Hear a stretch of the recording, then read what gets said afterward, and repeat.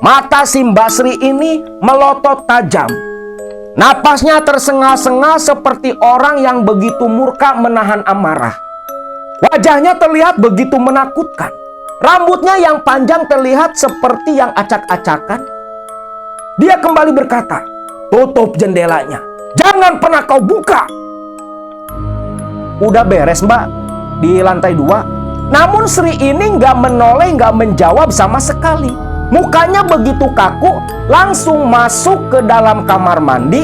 Keran menyala, pintu dikunci dari dalam. Lantas tak berselang lama, si Basri di dalam kamar mandi tertawa dan ngomong sendiri. "Ih, amit-amit, dasar orang aneh."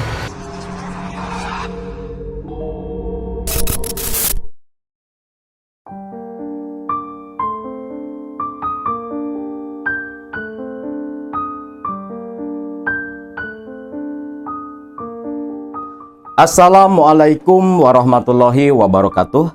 Salam sejahtera buat semua Baraya KMS dimanapun kalian berada. Video kali ini sebuah kisah nyata yang dibagikan oleh salah satu Baraya KMS yang sebut saja bernama Mbak Atin. Salah satu Baraya KMS dari daerah Jawa Tengah membagikan pengalaman nyatanya. Pada tahun 2022, beliau bekerja menjadi seorang TKW di negara Singapura sana. Namun siapa sangka, bekerja di negeri orang dengan niat merubah nasib, memperbaiki hidup, malah mengantarkan dia pada sebuah pengalaman yang begitu tak bisa dilupakan. Majikannya, orang kaya raya berkebangsaan Chinese, ternyata sumber kekayaannya, sumber kesuksesannya berasal dari sebuah ritual pemujaan yang dilakukan sudah berpuluh-puluh tahun lamanya. Beberapa kali dalam beberapa kesempatan, Akang tentunya pernah berbicara kepada Baraya semua, yang namanya pesugihan atau pemujaan itu bukan hanya ada di negara kita. Yang namanya pemujaan, memuja suatu entitas tertentu yang dipercaya bisa mendatangkan prestasi tertentu, seperti bisa memberikan kekayaan, kekuasaan, bahkan kekuatan. Itu di belahan dunia manapun pasti selalu ada. Baik yang memang dikemas dengan bentuk agama, sekte, dan sejenisnya. Dan beraneka ragam pula yang dipuja oleh mereka. Hanya berbeda penamaan dan tata cara ritualnya saja. Itu semua berawal dari bisikan selipan batin atau pikiran yang datang kepada orang-orang tertentu yang biasanya memang berkecimpung di dunia spiritual di masa lalu, sampai akhirnya menimbulkan satu ajaran ritual yang dari situlah tanpa mereka sadari mereka dimanfaatkan oleh iblis dan antek-anteknya yang memang mendapatkan izin dari Allah Subhanahu wa Ta'ala untuk menggoda dan menyesatkan anak manusia. Dari ritual yang biasa-biasa saja, sampai ritual-ritual yang begitu ekstrim, sampai secara langsung mempersembahkan nyawa manusia, dibunuh dengan tangan anggota-anggota sektenya sendiri, seperti satanik dan sejenisnya. Itulah salah satu buah karya iblis serta bala tentaranya. Namun sebelum masuk ke dalam cerita, Seperti biasa, buat baraya yang baru pada gabung di channel ini, jangan lupa klik tombol subscribe, like, share, komen, dan bagikan video-video di channel ini di sosial media kalian agar lebih banyak orang yang tahu, orang yang paham, menjadi wawasan pula tentang sisi gelap dunia spiritual. Agar tak banyak lagi orang yang tergelincir, tersesat di jurang kegelapan. Jangan lupa pula klik tombol loncengnya biar baraya semua tetap mendapatkan notifikasi video-video terbaru dari channel ini. Mbak Atin, warga Jawa Tengah. Waktu itu dikarenakan tekanan ekonomi ditambah beliau yang baru bercerai dari suaminya, sekaligus beliau ini di keluarganya sebagai tulang punggung, mengharuskan Atin berpikir keras, bekerja keras untuk menghidupi anak sematawayang dan kedua orang tuanya. Karena suami dari Mbak Atin ini selepas bercerai itu tak bertanggung jawab sama sekali, tak menafkahi anak kandungnya. Atin sempat bekerja di beberapa tempat di Jawa Tengah sana. Namun sayang, karena dia yang seorang perempuan, latar pendidikan yang tidak terlalu tinggi pula, tentunya di negara kita, gaji yang diterima itu tentu tak cukup untuk menghidupi keluarga besarnya Mbak Atin. Sampai akhirnya Atin pun nekat. Dia di tahun 2021 akhir daftar ke PT, nekat bekerja jadi TKW dengan harapan bisa merubah nasib dan memperbaiki ekonomi keluarga. Daftar ke sebuah PT agensi penyalur tenaga kerja yang tentunya resmi dari pemerintah. Di sana Atin menjalani training dan sejenisnya sambil menunggu majikan yang mau mengontrak dirinya. Selepas 1 bulan training di agensi di PT itu, Atin terbilang cukup beruntung. Tak berselang lama, di awal Januari, ada majikan dari Singapura yang sedang mencari tambahan pembantu. Atin pun disodorkan. Dan si majikan di Singapura sana, walau belum bertemu langsung dengan Atin, langsung berminat dan setuju memperkerjakan Atin di kediaman mereka.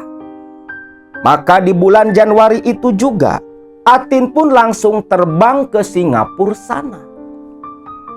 Ternyata di Singapura, di rumah sang majikan, sudah ada seorang pembantu senior yang berasal dari Indonesia, tepatnya dari daerah Cirebon. Sebut saja namanya Mbak Sri.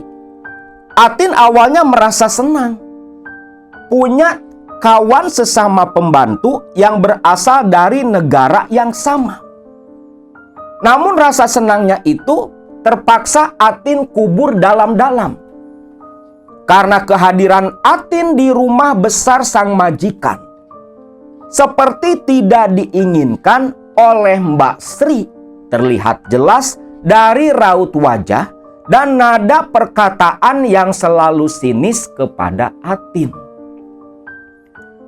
Atin pun ya sebagai pembantu baru di sana hanya bisa mengalah, tidak terlalu memperdulikan kelakuan Sri yang seringkali membuat sakit hati. Atin memang betul-betul beruntung. Majikannya yang orang Chinese ini begitu menyayangi Atin. Kerjanya kepake, sopan santunnya kepake pula. Sampai Atin ini dispesialkan daripada Mbak Sri. Sang majikan bersikap begitu baik kepada Atin. Bahkan satu ketika di depan Sri yang sudah puluhan tahun bekerja di sana, majikan perempuannya ini datang ke dapur, lalu berkata, yang kalau dalam bahasa kita seperti ini. Atin, kamu kan baru datang dari Indo. Pasti kamu gak punya banyak pakaian. Sekarang kamu ikut sama ibu. Temani ibu ke mall. Kita belanja. Sekalian belanja semua kebutuhan kamu. Sekaligus beli pakaian buat kamu sehari-hari selama bekerja di sini. Atin pun terkejut. Karena dengar-dengar dari teman-teman yang pernah jadi TKW, jarang tuh ada majikan yang seperti itu. Terkadang setahun kerja, 3 tahun kerja, gak pernah dibeliin baju sama sekali. Kadang kalau dibeliin pun, ya baju yang kurang layak lah istilahnya. Tapi Atin ini punya majikan baiknya luar biasa. Atin pun mengangguk dan tersenyum ke arah sang majikan. Ya sudah, ibu tunggu di ruang tamu. Kamu ganti pakaian dulu. Ucap majikannya lantas berlalu pergi. Nah, selepas majikannya pergi, si Mbak Sri ini ngomong, enak ya, kamu mah baru kerja, udah dispesialin sama si ibu kayak gitu. Enak banget, pasti kamu pakai apa-apa nih. Ucap Sri dengan nada yang begitu sinis. Enggak lah mbak, saya enggak mungkin pakai yang gituan. Halah, saya tahu orang seperti kamu itu seperti apa. Sudah sana, enak lihat kamu lama-lama. Ucap si Mbak Sri.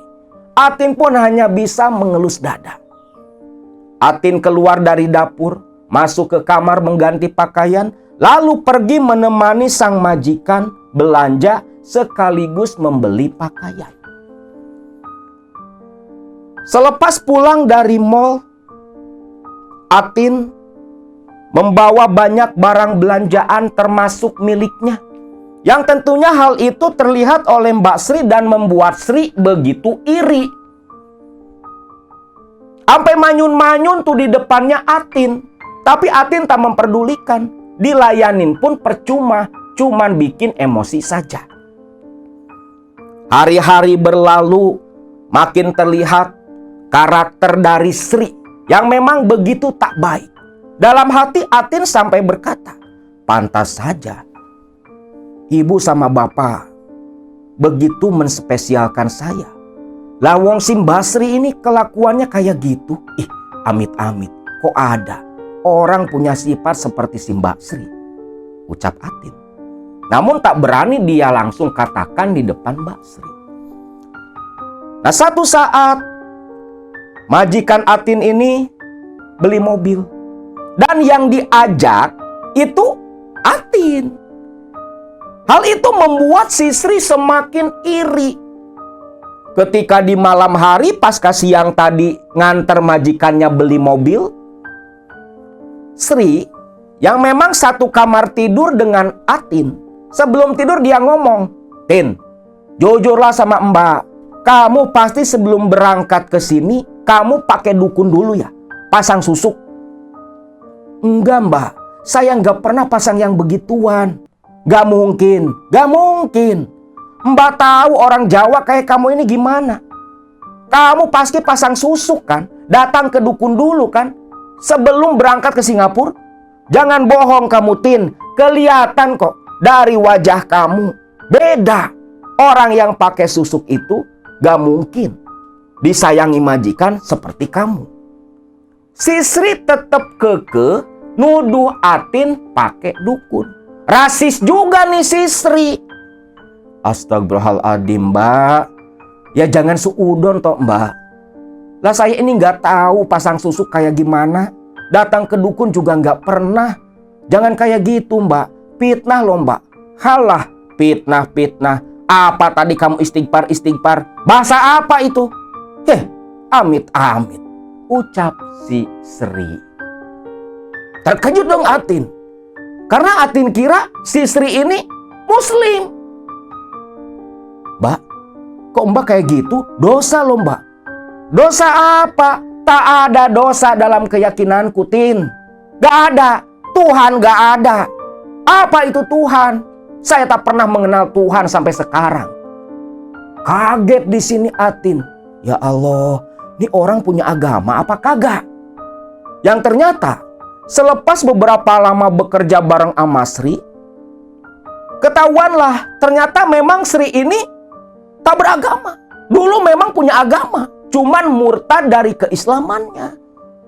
Gak tahu masuk agama apa, ngakunya si Kristen, tapi aneh. Anehnya kenapa? Begitu suka menghujat Allah, menghujat Nabi Muhammad, bahkan menghujat Yesus, Tuhan saudara-saudara Kristen kita. Kan bingung, ngakunya Kristen, tapi kok kelakuannya gitu. Dan yang lebih parah, itu si Sri seringkali terlihat oleh Atin berbicara sendiri, persis seperti orang gila. Namun ya kembali, niatan Atin datang ke Singapura buat kerja. Dia tak terlalu mempedulikan kelakuan Sri, kawan kerjanya. Satu saat, majikan dari Sri pergi liburan ke Australia. Waktu sebelum berangkat liburan ke Australia, majikannya ini menugaskan Atin dan Sri membersihkan salah satu rumah milik mereka yang tak jauh dari kediaman utama. Atin selaku pembantu ya nurut saja dengan perintah sang majikan. Atin, nanti kau ikut dengan si Sri. Dia sudah tahu rumah mana yang harus dibersihkan. Dan nanti nurut saja sama si Sri, karena dia sudah puluhan tahun sering ditugaskan bersih-bersih di tempat itu. Atin hanya mengangguk. Dia pun ikut mengantar ke bandara. Kedua majikannya terbang liburan ke Australia. Atin pun balik lagi ke rumah utama sang majikan. Esok paginya, Atin dan Sri yang tanpa saling berbicara sibuk mempersiapkan alat-alat untuk bekerja membersihkan salah satu rumah milik majikan mereka. Sapu, lapel, segala macam. Mereka pun berdua lantas berjalan bersama menuju ke rumah yang dituju. Tak ada yang berbicara, suasana terasa canggung, bahkan terasa agak tegang. Karena Atin yang berjalan paling depan, seringkali mendengar si Sri itu nyerocos ngomong sendiri. Malah bikin si Atin ini merinding. Ya Allah, apa nggak dites kejiwaan dulu sebelum kerja di sini? Amit-amit, kok bisa si Mbak Sri jadi kayak gini? Lagi berpikir seperti itu, Sri tiba-tiba menegur Atin dari belakang. Emang kamu tahu rumahnya sebelah mana? Ya enggak Mbak, Mbak jalannya lama amat. Kamu ini, ingat ya, nanti kalau sudah sampai di rumah itu, kamu harus ngikutin apa kata Mbak. Demi keselamatan kamu. Loh, maksud Mbak apa ya? Nanti pun kamu paham sendiri.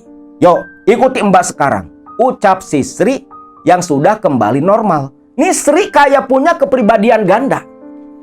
Singkat cerita, tibalah di halaman sebuah rumah mewah 2 lantai yang begitu besar seperti istana. Nah, ketika tiba di halaman di teras rumah, Sri ini berkata, Tin, rumah ini tak pernah dihuni selama bertahun-tahun. Dibiarkan kosong begitu saja. Maka jangan kaget kalau nanti kita masuk ke dalam. Rumah ini pasti tebal dengan debu dan kotoran. Iya Mbak. Namun Atin ketika berdiri di teras rumah memperhatikan Sri yang mengambil dan mencari-cari kunci, Atin justru merasakan sesuatu yang lain. Rumah itu walau mewah bangunannya, tetapi auranya terasa begitu menakutkan. Hawanya seperti hawa kematian, auranya seperti di pemakaman. Bulu kuduk Atin gak berhenti meremang. Bahkan jantungnya Atin itu berdetak begitu kencang. Terlebih Atin, memang dia ini punya kepekaan batin yang luar biasa. Makanya bisa merasakan ada sesuatu yang tak beres dengan rumah mewah di hadapannya. Kan aneh juga dong. Berpuluh-puluh tahun katanya nggak pernah dihuni. Dikontrakin kagak. Dijual apa lagi. Hanya dibiarkan seperti itu, sesekali dibersihkan oleh para pembantunya.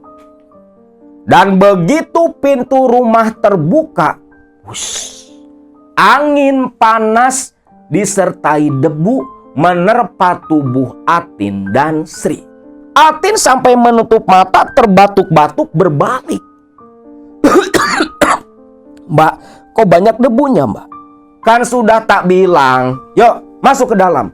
Kita bersihkan dulu lantai bawah. Selepas beres, baru kita bersihkan lantai atas. Ucap si Mbak Sri. Begitu masuk ke dalam, perabotan komplit. Namun semua tertutup dengan kain putih. Persislah udah kayak di rumah-rumah film horor. Semua perabotan, meja, kursi ditutupi kain putih. Tak ada satupun yang luput dari kain putih itu. Debu yang begitu tebal, bau apek, dan terasa begitu panas di dalam rumah. Aneh, di luar dingin, tapi di dalam panasnya luar biasa, pengap pula. Di sini pun Mbak Sri mengatur tugas, membagi pekerjaan di antara mereka. Atin ditugaskan membersihkan di bagian kiri bangunan, Mbak Sri di bagian kanan. Mulailah mereka berdua pun bekerja membersihkan debu dan kotoran di rumah besar majikannya. Rumah itu dalam kondisi gelap. Atin ketika sedang bekerja di bagian kiri bangunan, dia mencari-cari saklar lampu. Ketika saklar lampu dinyalakan, astagfirullah, ucap Atin. Sepintas, Atin melihat ada sesosok seperti bayangan hitam berdiri di samping pintu yang mengarah ke bagian dapur belakang. "Ada apa, Tin?" teriak Sri dari bagian kanan bangunan. "Nggak apa-apa, Mbak, cuman kaget saja." "Ya wis, beresin pekerjaan kamu," bentak Sri dari kejauhan. Atin pun hanya diam. Dasar orang gila, orang aneh. Tapi apa yang barusan? Seperti bayangan. Atin memperhatikan pintu ke arah belakang. Namun karena memang begitu sekejap, Atin pun menganggap itu hanya halusinasi dirinya saja. Dia pun langsung mulai bekerja, membersihkan bagiannya. Nah, ketika sedang bekerja, sambil terus berjalan meraba-raba dinding menyalakan saklar lampu, karena ruangan yang begitu berkelok-kelok, gelap, pengap, dan begitu panas, Atin merasakan dirinya tak sendiri bekerja di tempat itu. Memang berdua sama Sri, tapi kan di bagian yang berbeda. Ketika Atin lagi nyapu, Atin mendengar ada suara sapuan pula tak jauh dari belakang Atin. Bahkan ketika Atin berhenti, suara sapuan itu terdengar dan ikut berhenti. Ada jeda beberapa detik. Awalnya Atin menganggap itu cuma gema dari ruangan yang begitu besar. Namun kembali ketika dia melangkahkan kaki, ada pula suara langkah dari belakang. Atin berbalik, tak ada apa-apa. Nyapu lagi. Nih Atin udah mulai ketakutan. Ketika sedang menyapu, Atin tanpa sengaja melihat dari celah kedua kakinya ada bayangan yang mengikuti Atin melakukan pekerjaan serupa. Awalnya Atin kira itu bayangan dirinya. Tapi ketika Atin diam, sapu dia pegang, dia nengok lagi ke celah kedua kaki. Bayangan itu tetap menyapu di belakang Atin. Tegang seketika yang dirasakan oleh Atin. Bulu-bulu di tubuhnya kembali meremang. Rambut terasa rancung, terasa ikut tegang pula. Bahkan deru napas Atin semakin memburuk.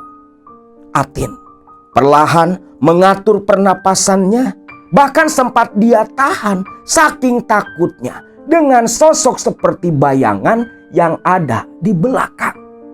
Di tengah Atin yang sedang begitu ketakutan, tiba-tiba terdengar suara seperti deru napas, seperti tiupan tepat di samping telinga kanan Atin. Atin yang sudah mulai gemetar kakinya, perlahan dia berdiri dari jongkoknya. Dalam hati, Atin tak berhenti membaca ayat-ayat suci. Mukanya sudah pucat. Perlahan Atin berbalik ke belakang.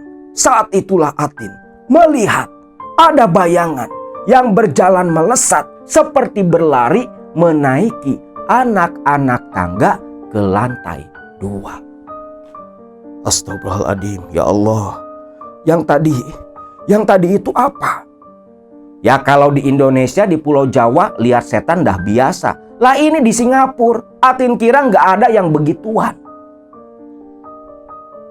Di sini Atin pun terus membaca doa, membaca ayat-ayat suci, sampai hatinya mulai kembali tenang. Barulah dia kembali melanjutkan pekerjaan. Nah di sini anehnya, selepas Atin membaca ayat-ayat suci, baca-baca doa, rasa takut hilang seketika. Sampai pekerjaan bagian Atin di lantai 1 pun selesai beres dikerjakan. Lalu Atin yang memang tak mau membuang-buang waktu, lantas langsung menuju ke tempatnya Mbak Sri. Begitu sampai di tempat Mbak Sri, Mbak Sri, tak ada jawaban. Ada bekas beberes. Atin pun terus berjalan masuk semakin dalam. Ketika berjalan menoleh-noleh sambil memperhatikan seisi rumah, dia mendengar suara dari Sri yang sedang berbicara. Loh. Mbak Sri kok lagi ngomong lagi? Ngomong sama siapa? Ini kok seperti ngomong sama manusia, pikir si Atin. Karena ngomongnya memang kan sering ngomong sendiri, tapi cuma nyerocos nggak jelas. Lah ini seperti yang lagi ngobrol sama orang. Atin pun berjalan berusaha tak menimbulkan suara, sampai alas kakinya dia buka. Berjinjit mendekat ke sumber suaranya Sri. Ternyata berasal dari dapur. Terdengar jelas sekali suara dari Sri yang sedang berbicara. Weh, aku ini cuma kerja. Jangan ganggu aku. Aku ndak kenal kamu. Kamu pun kan sudah kenal aku. Aku kan sudah puluhan tahun membersihkan bangunan ini. Jangan ganggu aku. Itulah kata-kata dari Sri. Dan sekejap Atin ini mendengar ada yang menjawab perkataan si Sri. Jawaban berupa gerama. Penasaran? Rasa takut hilang? Terlebih lagi kan ada si Sri. Atin pun bergegas mendekat ke arah dapur dan terlihatlah Sri yang sedang berdiri menghadap ke arah dinding kamar mandi. Mbak, kamu ini bikin Mbak kaget saja. Ada apa? Mbak Sri, barusan ngomong sama siapa? Dah ada ngomong. Mbak nggak ngomong sama siapa-siapa. Gimana pekerjaan kamu? Udah selesai, Mbak. Ya sudah, kalau sudah selesai, lekas naik ke lantai 2. Bersihkan ruangan di atas. Nanti Mbak nyusul ke sana. Tapi Mbak, jangan tapi-tapian. Kamu ini kesini kerja, bukan liburan. Cepat, bersihkan lantai atas. Nanti si Mbak nyusul, tinggal sedikit lagi. Iya Mbak. Mau tak mau nih. Atin pun menuruti perintah dari Mbak Sri. Membawa sapu, membawa kain lap untuk membersihkan debu dari perabotan. Atin pun berjalan sendiri menaiki anak-anak tangga ke lantai 2. Tangga menuju lantai 2 itu bukan tangga terbuka, tetapi tangga seperti lorong bangunan ke atas.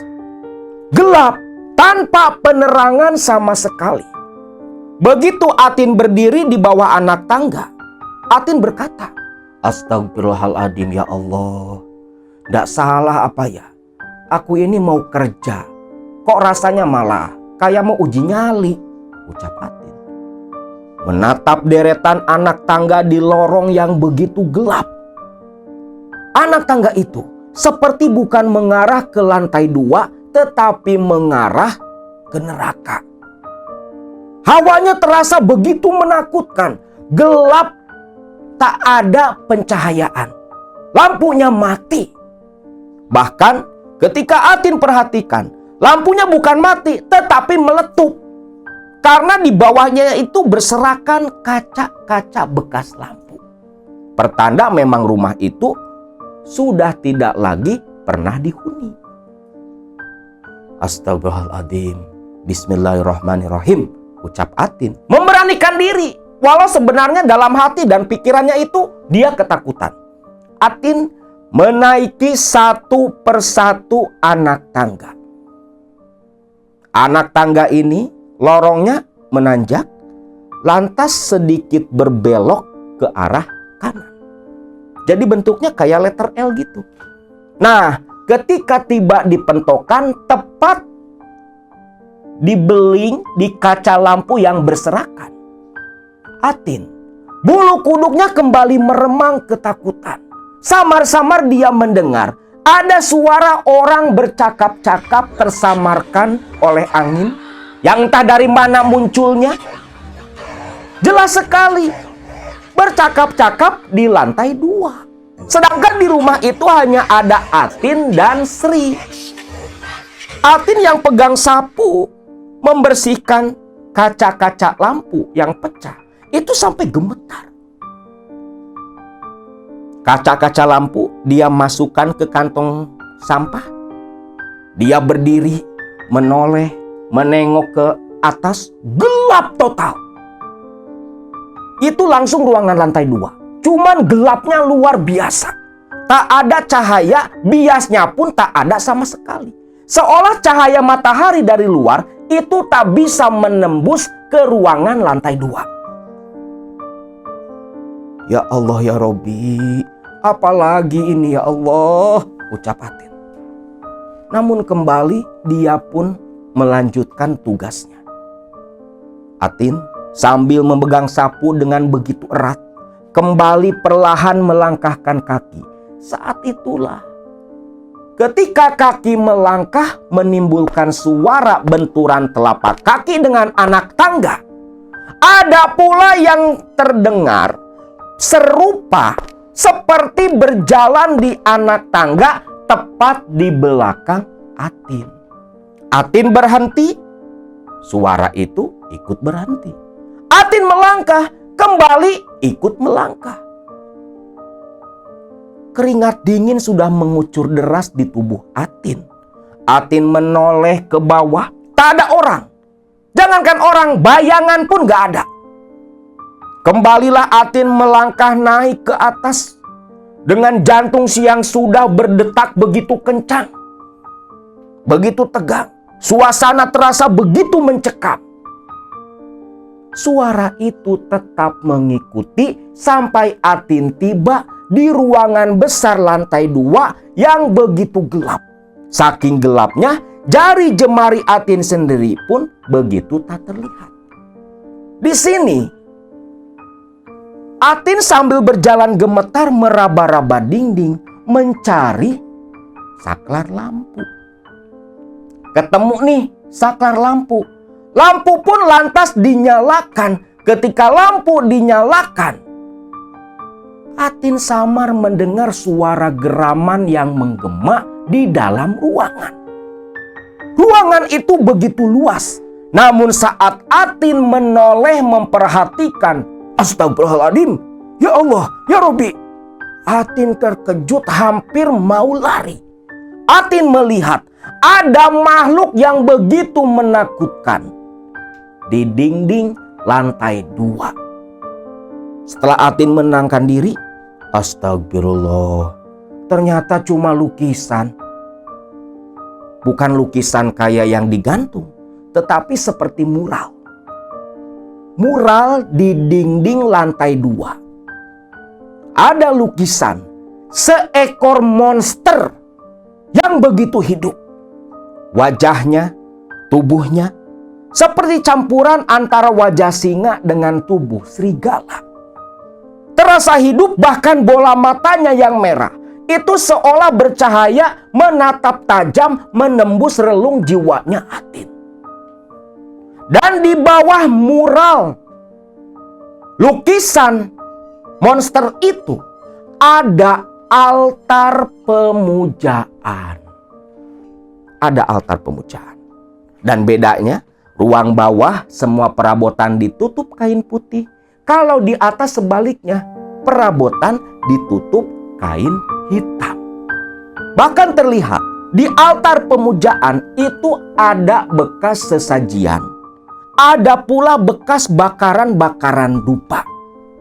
Tunggul-tunggul dupa masih menancap. Seperti ada aktivitas di waktu tertentu, aktivitas sembahyangan di dalam ruangan itu. Jadi seolah altar ini altar pemujaan untuk memuja makhluk yang terlukis di dinding lantai 2. Kalau di rumah majikannya itu ada patung-patung dewa. Berarti menyembah dewa-dewa itu. Di sini nggak ada patung dewa, yang ada hanya lukisan monster itu saja. Dan monster itu, lukisan monster itu tak lain adalah monster Nian. Monster Nian, setahu Akang, monster Nian ini berasal dari mitologi Tiongkok kuno, yang memang tercatat dalam sejarah Tiongkok kuno. Monster Nian ini konon katanya memang wajahnya, kepalanya itu seperti kepala seekor singa, bertanduk dengan taring yang tajam, lidah yang besar dan panjang pula, serta tubuh yang seperti tubuh seekor serigala. Monster Nian ini dalam mitologi Tiongkok kuno, konon katanya dia tinggal dan menghuni dasar lautan. Dan di akhir tahun, monster Nian ini dia naik ke daratan untuk mencari mangsa. Dari mulai hewan ternak hingga memangsa manusia. Dalam sebuah legenda, di sebuah pedesaan di daerah Tiongkok di masa lalu, monster Nian ini selalu muncul menjelang akhir tahun, datang ke desa-desa, membuat kerusakan, memangsa hewan ternak, bahkan memangsa manusia, yang membuat para warga desa di zaman itu, ketika mendekati akhir tahun, semua pergi dan mengosongkan desa tempat tinggal mereka. Dan ketika pulang kembali di tahun baru, kondisi desa itu hancur luluh lantak, dihancurkan oleh si monster Nian yang disebut roh jahat pula. Namun satu ketika datang seorang pengembara laki-laki yang ikut menginap di desa itu. Dan waktu itu adalah waktu akan datangnya si monster Nian. Para penduduk desa mengajak si pengembara untuk ikut pergi dan mengungsi. Tapi pengembara itu bersikeras akan tinggal dan menginap malam itu di desa mereka. Akhirnya si nenek tua pemilik rumah yang didatangi oleh si pengembara hanya membiarkan saja, menasehati agar berhati-hati akan keganasan monster Nian. Si nenek tua beserta penduduk desa yang lain pergi ke daerah pegunungan untuk bersembunyi. Sedangkan si pengembara, ketika penduduk desa semua sudah mengosongkan desa mereka, si pengembara ini memasang kertas-kertas mantra atau apalah ya, Akang nggak tahu, berwarna merah, baik di pintu, di dinding, dan di jendela rumah si nenek tua. dan menjelang malam menyalakan api, bambu dan sejenisnya. Dan ketika monster Nian ini datang, tepat mengarah ke rumah si nenek tua yang ditinggali oleh si pengembara. Monster Nian ini ketika melihat cahaya api, melihat kertas-kertas merah, dia seperti yang ketakutan meraung lalu kembali ke dasar lautan. Nah, esoknya ketika penduduk desa berdatangan, semua kaget karena kondisi bangunan desa mereka masih begitu utuh. Si nenek tua yang sadar itu semua pasti kerjaan dari si lelaki pengembara. Dia pun pulang ke rumah dan terkejut dinding serta pintu jendela ditutupi kertas-kertas berwarna merah dengan tulisan mantra tawis atau apalah, akang kurang paham. Dan dari situlah mulai muncul adat budaya Imlek di setiap menjelang tahun baru. Karena si monster Nian ini konon katanya itu paling takut dengan sesuatu yang berwarna merah, api, bambu. Makanya bikin lampion. Walau alam ya, itu setahu akang. Mungkin Baraya yang memang Chinese atau Tionghoa bisa menambahkan di kolom komentar. Nah, monster Nian ini jelas-jelas roh jahat. Tapi di rumah milik majikannya itu, di bawahnya ada altar pemujaan. Yang berarti sang majikan itu memuja roh jahat monster Nian. Atin hanya terpaku menatap monster di dinding yang terlihat begitu hidup. Bahkan seolah monster itu bersiap menerjang, menerkam ke arah Atin. Astagfirullahaladzim. Atin pun kembali tersadar, lantas dia melanjutkan pekerjaannya. Atin mendekat ke balkon, gordeng kain hitam dia singkap. Otomatis cahaya langsung merembas masuk ke dalam. Nah, ketika cahaya matahari masuk menembus ke dalam ruangan, saat itulah Atin mendengar suara geraman. Atin sampai berbalik, namun tak ada apapun selain dirinya. Atin lalu membuka jendela, membiarkan angin masuk ke dalam agar tak terlalu pengap dan panas. Barulah dia kembali memulai bersih-bersih di ruangan itu. Nah, waktu itu Atin masih ingat, dia lagi ngelap meja. Ketika sedang mengelap meja, Atin terkejut mendengar suara yang membentak dari belakang tubuhnya. Tutup jendela itu, jangan kau buka. Atin langsung berbalik.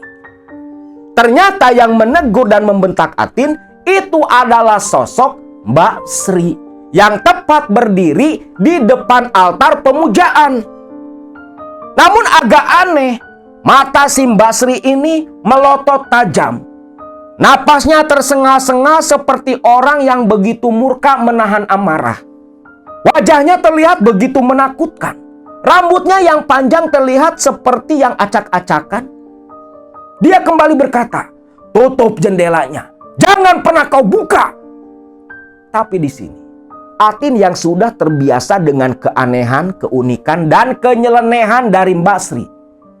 Terlebih ada rasa tak suka juga dalam hati Atin. Atin tidak memperdulikan ucapan dan bentakan si Mbak Sri. Dia berbalik kembali membersihkan meja. Ketika sedang membersihkan meja kembali, tak memperdulikan kehadiran Mbak Sri yang tadi, saat itulah Atin kembali tegang ketika mendengar suara langkah kaki menaiki anak tangga. Dan ketika Atin menoleh, muncul sosok Mbak Sri dari lorong tangga. Loh, kenapa Tin? Pucat pasti kayak gitu, habis ketemu setan, ucap Mbak Sri. Atin gak berkata apa-apa.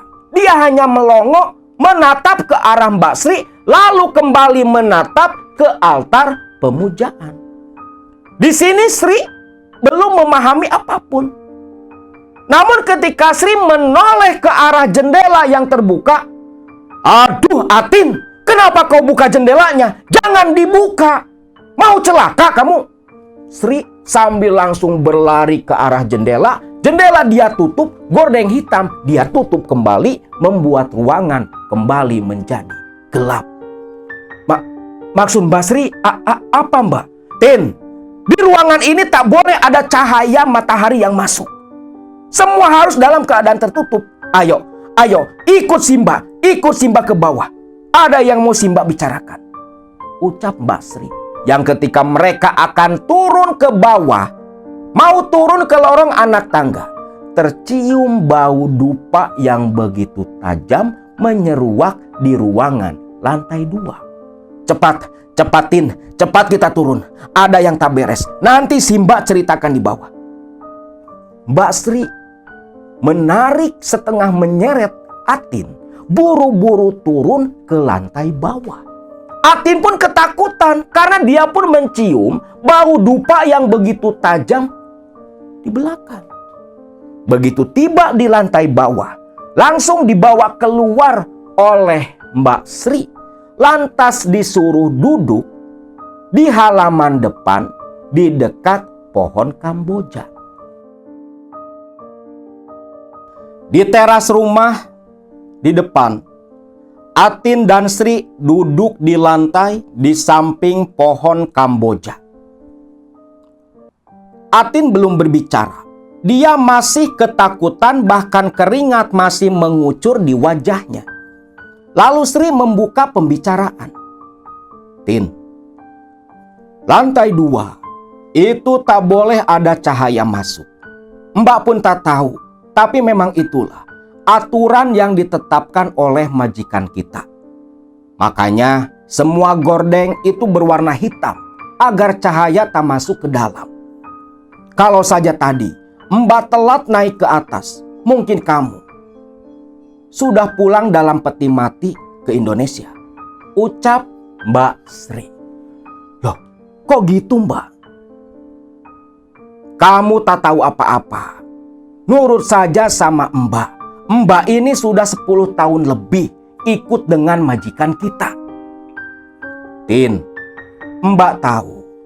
Selama ini Mbak sudah bersikap kasar sama kamu. Mbak selalu ngomong yang mungkin membuat kamu sakit hati. Tetapi Tin, itu semua Mbak lakukan karena memang ada dorongan dalam hati yang entah apa Mbak pun tak paham," ucap si Sri. "Tin, puluhan tahun Mbak bekerja di rumah majikan kita. Dan Mbak sendirilah yang setiap setahun beberapa kali membersihkan rumah ini. Majikan kita datang ke rumah ini hanya di waktu-waktu tertentu. Setahu Mbak, rumah ini memang tak pernah ditinggali oleh siapapun. Hanya di waktu-waktu tertentu, majikan kita serta kawan-kawannya sesama Chinese pula. Bahkan ada pula orang Melayu yang katanya sih rekan sesama pengusaha. Mereka datang dan melakukan sembahyangan di lantai 2. Kamu tahulah, altar pemujaan di bawah lukisan monster itu. Itulah tempat pemujaan mereka. Mungkin majikan kita memang memuja dan menyembah makhluk dalam lukisan itu. Tin, yang Mbak tahu, dari pemujaan itulah kesuksesan, kekayaan dimiliki oleh majikan kita. Majikan kita itu tak jauh berbeda dengan keluarga besar Mbak di Cirebon sana. Loh, maksud Mbak apa? Kok nyama-nyamain sama keluarga besar Mbak? Nah, disinilah Sri pun terbuka.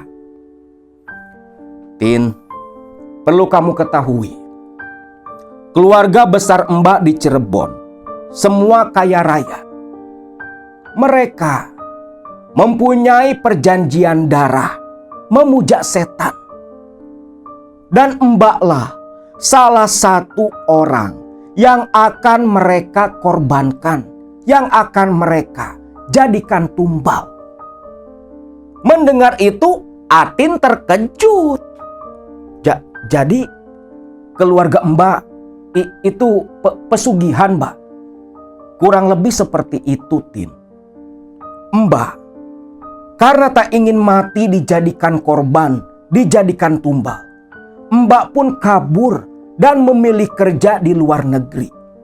Hingga saat ini, mbak tak pernah pulang ke sana, Tin. Dan yang mbak tahu, sesuai dengan apa yang mbak dulu pernah alami. Keluarga, majikan kita, itu melakukan hal yang serupa. Kalau di kita di Indo, mungkin disebut pesugihan. Tapi di sini, entah istilah apa yang biasa mereka gunakan. Di rumah ini, Tin, seperti ada sesuatu yang dirahasiakan, sengaja disembunyikan dari orang luar seperti kita. Kamu mungkin taunya, majikan kita begitu baik. Tetapi, kamu ini orang baru, belum tahu betul karakter mereka yang asli seperti apa. Ucap Sri kepada Atin waktu itu. Sekarang, sebaiknya kamu pulang, Tin. Pekerjaan di sini, biar mbak yang teruskan. Baik mbak, tapi gak apa-apa kalau mbak sendiri membereskan lantai 2 rumah ini. Gak apa-apa, mbak sudah terbiasa. Pulanglah terlebih dulu. Nanti kalau sudah selesai, mbak pun langsung pulang ke rumah. Ucap Sri kepada Atin. Atin pun mengangguk. Baik mbak, saya sekarang pulang. Ucap Atin yang langsung berdiri berjalan ke halaman. Namun ketika Atin mau keluar dari halaman rumah mewah majikannya itu, si Sri lantas berdiri, lalu berjalan menuju ke pintu rumah. Atin menoleh, Mbak Sri ini masuk, pintu ditutup. Bah!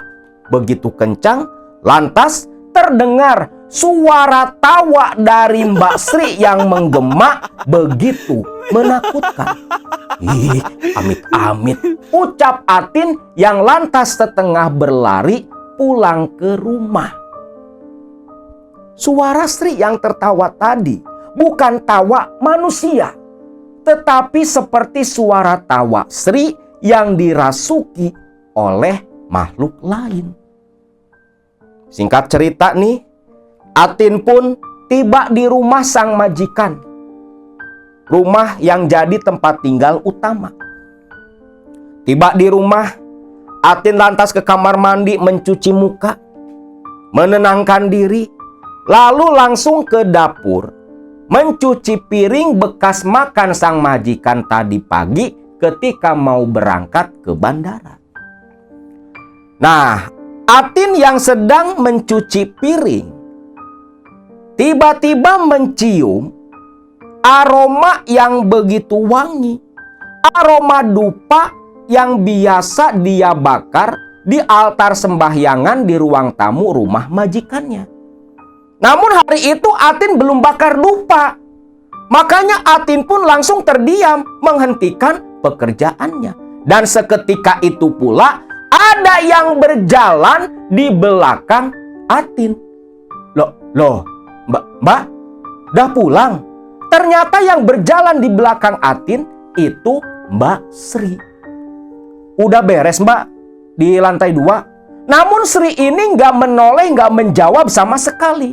Mukanya begitu kaku, langsung masuk ke dalam kamar mandi. Keran menyala, pintu dikunci dari dalam. Lantas tak berselang lama, si Mbak Sri di dalam kamar mandi tertawa dan ngomong sendiri. Ih, amit-amit, dasar orang aneh, ucap Atin. Atin pun melanjutkan mencuci piring. Dia sudah kembali merasa tenang karena Sri sudah pulang ke rumah. Masih tuh di dalam kamar mandi suara Mbak Sri ngomong sendiri, diselingi tawa. Betul-betul seperti orang gila. kelakuan si Mbak Sri ini. Nah, di tengah Atin yang baru selesai mencuci piring, tiba-tiba terdengar suara bel pintu. Loh, siapa yang bertamu?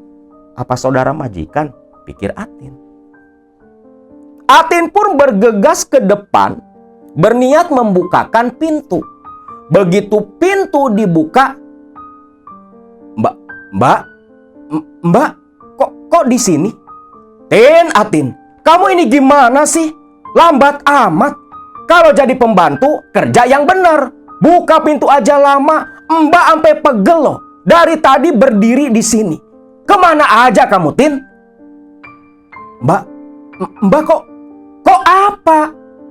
Kamu sampai melotot kaget kayak gitu? Abis ketemu setan kamu, Tin? Dasar pembantu aneh, ucap Sri yang langsung ngeloyor masuk ke dalam. Mbak, ya yang tadi apa sih, Tin? Sudahlah, jangan ganggu Mbak. Mbak ini capek beresin pekerjaan kamu di rumah itu.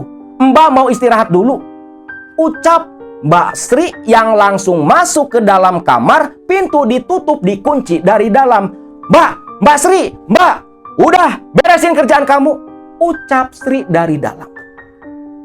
Atin langsung kembali keringetan ketakutan karena suara keran di kamar mandi masih terdengar. Mbak Sri, lantas ya yang di dapur? Ya Allah ya Robi, ya yang di dapur siapa? Ucap Atin. Seketika aroma dupa kembali menyeruak, tercium tajam di hidung Atin.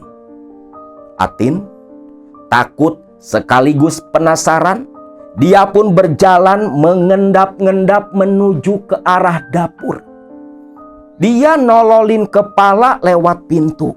Menoleh ke arah kamar mandi, pintunya masih tertutup rapat. Atin memberanikan diri berjalan. Dan ketika tiba di tengah dapur, menghadap ke arah pintu kamar mandi, suara keran masih menyala. Lalu Atin terkejut, tegang mendengar suara Mbak Sri dari kamar mandi. Atin yang ingin memastikan kembali berjalan pelan-pelan mendekat. Namun ketika tangan terulur ke gagang pintu kamar mandi, pintu kamar mandi perlahan terbuka, kosong, tak ada siapa-siapa. Hanya bau dupa yang tercium waktu itu. Atin hanya bisa menganga, tak sanggup berkata-kata. Pikirannya masih berputar berusaha mencerna. Saat itulah, di tengah Atin yang bingung, tiba-tiba ada tepukan di pundak Atin. Astagfirullah, Atin sontak berbalik ke belakang. Di situ Mbak Sri dengan muka pucat berdiri, melotot menatap ke arah Atin. Dalam sepersekian detik, wajah pucat dari Mbak Sri perlahan bergerak-gerak sendiri, membesar, lalu berubah. Wajah Mbak Sri berubah seperti wajah monster Nian yang terpampang di dinding lantai 2 rumah majikannya. Atin pun menjerit, lantas terjatuh pingsan, tidak sadarkan diri. Sadar-sadar di malam hari, Atin sudah terbaring di atas ranjang dan Mbak Sri duduk diam di ranjang seberang memperhatikan Atin. Dah sadar kamu, Tin? Mbak Sri? Mbak? Atin pun langsung bangun. Dia beringsut mundur ke belakang sampai tubuh membentur dinding. Mbak Sri? Ada apa, Tin? Ini memang Mbak Sri. Kamu ini kenapa? Tadi Mbak temukan kamu pingsan di kamar mandi. Di kamar mandi? Atin baru sadar tubuhnya basah. Tapi Mbak, tapi apa? Mbak, aku nggak pingsan di kamar mandi. Aku di dapur, Mbak. Di dapur gimana? Jelas-jelas kamu ini pingsan di kamar mandi. Mana keran nyala? Banjir tuh kamar mandi, basah kuyup kamu kan. Tapi Mbak yang gak berani buka pakaian kamu. Gak sopan. Di sini Atin kan bingung, bro. Udah jelas-jelas dia pingsannya di dapur. Kok Mbak Sri nemuin Atin di kamar mandi? Atin pun teringat sosok Mbak Sri yang wajahnya berubah menyerupai monster Nian. Lah di sini Atin pun cerita kepada Mbak Sri. Namun Mbak Sri hanya tertawa menanggapi ucapan Atin. Dan semenjak hari itu, Atin jadi sering mengalami kejadian-kejadian aneh sepanjang bekerja di rumah majikannya. Bukannya hanya harus menghadapi kejadian-kejadian aneh di luar nalar, Atin pun harus menghadapi pula tingkah nyeleneh dan kelakuan gila dari sosok Mbak Sri, kawan kerjanya. Maka dari hal itulah Atin walau majikannya begitu baik, tapi karena banyaknya tekanan batin, dilanda ketakutan setiap hari, Atin pun memilih mengakhiri pekerjaannya. Memutus kontrak dengan sang majikan sampai akhirnya di bulan ke-7 tahun 2022 Atin pun mendapatkan izin dari sang majikan berhenti bekerja dan dipulangkan kembali ke Indonesia. Nah, itulah kisah pengalaman Mbak Atin ketika kerja di Singapura. Walau alam bisawab, hingga sekarang pun Mbak Atin ini masih agak ragu apakah betul majikannya ini terlibat sekte sesat menyembah roh jahat, atau itu semua hanya merupakan tradisi atau budaya di dalam keluarga sang majikan. Hingga detik ini, itu semua masih menjadi sebuah pertanyaan.